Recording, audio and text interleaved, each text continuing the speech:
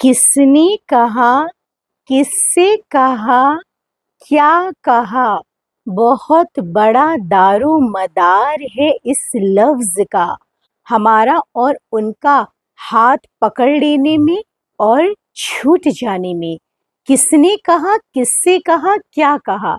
मतलब ये बात आपको स्क्रिप्चर्स में भी मिल जाएगी कि बहुत सारी बातें बहुत सारे लोग कह दिया करते हैं उनका नाम रखकर कि भगवान ऐसा कहते हैं, अल्लाह ने ऐसा कहा।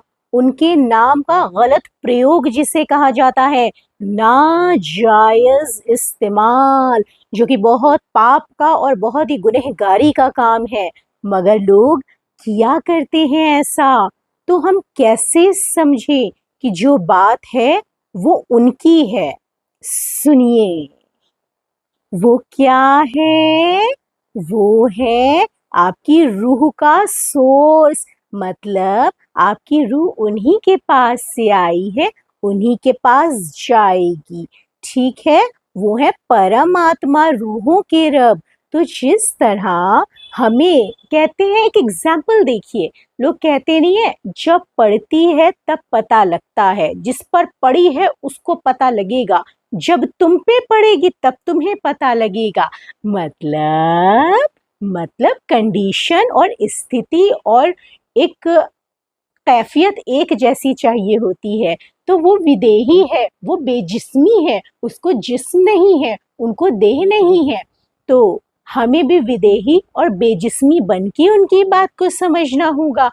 अरे, विदेही और बेजिस्मी बनने का मतलब, विदेही और बेजिस्मी बनने का मतलब हमें अपनी रूह में उतर के उनको समझना होगा। जिस तरह कोई दर्द में है तो उसके दर्द के लेवल तक पहुंचोगे तभी तो उसके दर्द को समझ पाओगे ना, बिना उसके तो पता नहीं क्या क्या बोल जाओगे।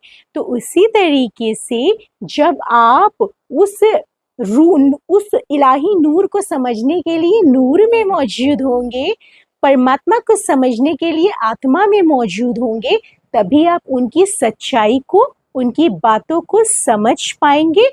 और जब हम उनको समझ जाएंगे तो हमारा उनसे कनेक्शन हो जाएगा, जो कि ज़रूरी है। भाई, हमें लौटना है, उनके पास लौटने का टाइम आ चुका है। हमें उनकी लौ लगाकर, उनको याद करके अपने पापों को, अपने गुनाहों को धोना है। जल्दी से नहा धो के रेडी हो जाना है हमारी रूहों को, क्योंकि लौटने का वक्त आया के आया।